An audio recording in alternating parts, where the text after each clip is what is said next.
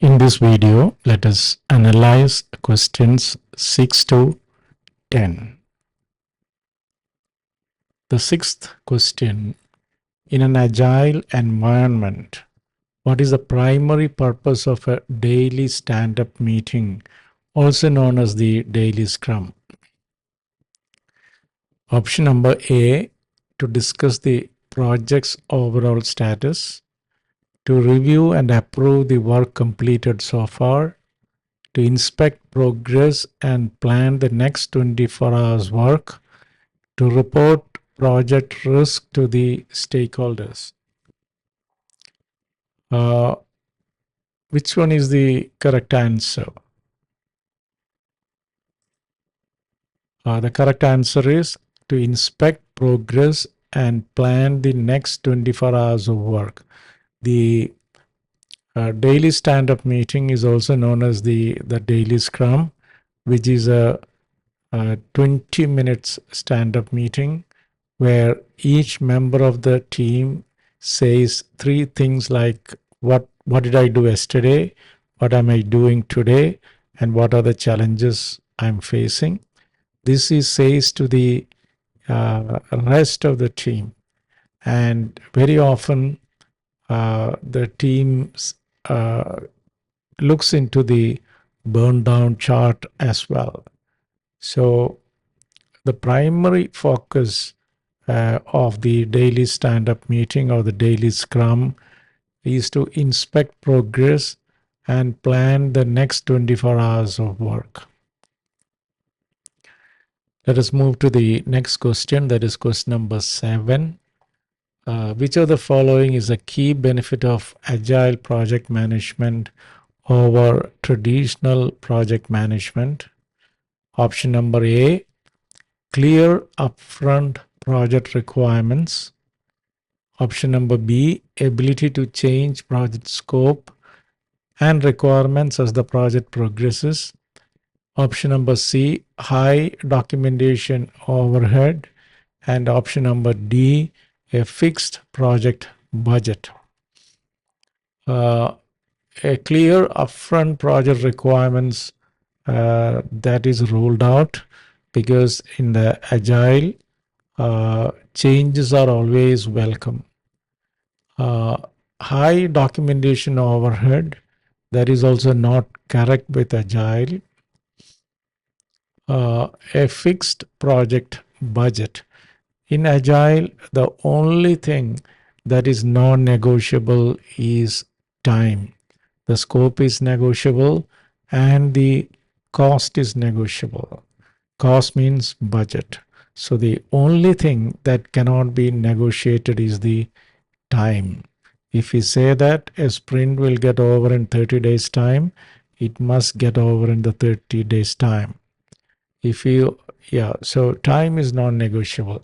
So let us take a look at the correct answer here. The ability to change project scope and requirements as the project progresses. That is the key benefit of agile project management. Whereas in a traditional or a predictive project management, we may change things, but it is not encouraged. Whereas in agile, changes are always encouraged. Let us move to question number 8. What is the main purpose of an agile sprint retrospective? So a retrospective meeting happens at the end of every sprint, immediately after the sprint review or the iteration review. So what is the main purpose of an agile sprint retrospective? To review the backlog and prioritize work, to inspect and adapt the development process and improve team collaboration, to define the next sprint goals and objectives, to review and approve the project deliverables of the following is a key benefit of agile project management over traditional project management. Now here, to review the backlog and prioritize work, that doesn't happen in the retrospective, that happens in the sprint planning meeting or the iteration planning meeting. to inspect and adapt the development process and improve team collaboration, maybe to define the next sprint goals and objectives. That happens in the sprint planning meeting. To review and approve the project deliverables of the following is a key of the following is a key benefit of agile project management over traditional project management. Uh, to review and approve the project deliverables. That again doesn't happen in a retrospective meeting. That happens during the sprint review meeting. Now let us take a look at the correct answer. The correct answer is to inspect and adapt the development process and improve team collaboration. So in a retrospective meeting, uh, the team retrospects about what all things they did correct, what all things needs improvement, and based on that, they fine tune the development process. Let us move to question number 9. Which of the following is a key characteristics of a Kanban system? Option number A, iterative time-boxed delivery. B, continuous flow of work without time boxing. And option number C, define roles like Scrum Master and Product Owner. And option number D, fixed release schedules for each iteration. Uh, Here the correct answer is continuous flow of work without time boxing. Now, in a project, if the customer reported defects, it keeps coming in, and there is a SLA or service level agreement like these types of defects must be closed within this many hours, kind of thing. Then these type of defects cannot wait for a sprint or an iteration. So that is a continuous flow. As and when a new defect gets reported, that must be fixed. So that passes through the stages of defect analysis, fix, root cause analysis, solution implementation, and retrospect uh, and regression testing.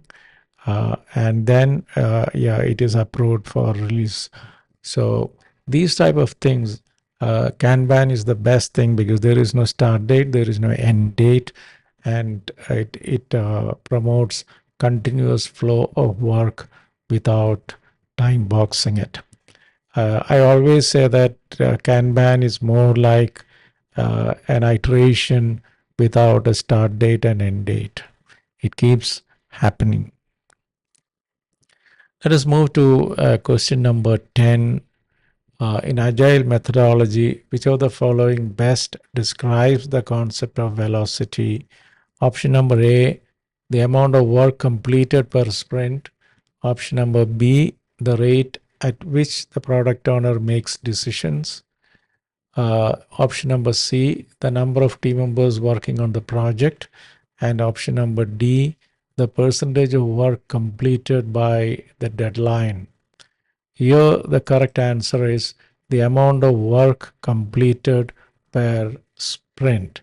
That is known as the velocity. Uh, uh, I'm recording these things for our PMP students because people who doesn't have exposure to agile, the agile portion of the PMP exam becomes very difficult. So I'm recording these things to make it easier for all PMP aspirants who doesn't have who do not have hands-on experience with agile, because 50% of the questions are from agile. So I hope these sessions will make it easier for all those PMP aspirants without the hands-on knowledge and experience with Agile. Thank you.